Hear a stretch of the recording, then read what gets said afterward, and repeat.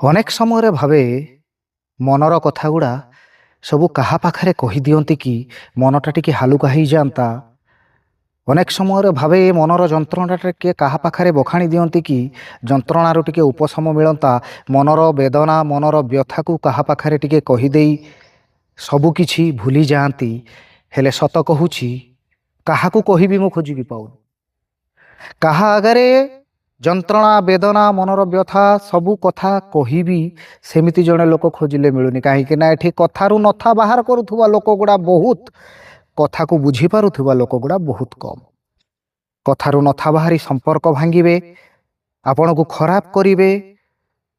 ସବୁ ଜାଗାରେ ଆପଣ ଯେତିକି ଟେନସନ୍ରେ ଅଛନ୍ତି ତାର ଦ୍ୱିଗୁଣିତ ଟେନସନ୍ ସେମାନେ ଆପଣଙ୍କୁ ଦେବେ। ଆଉ ମନର କଥା ବୁଝିପାରୁଥିବା ଲୋକ ତ ଏଠି ବହୁତ କମ୍ ନା ଆଜ୍ଞା।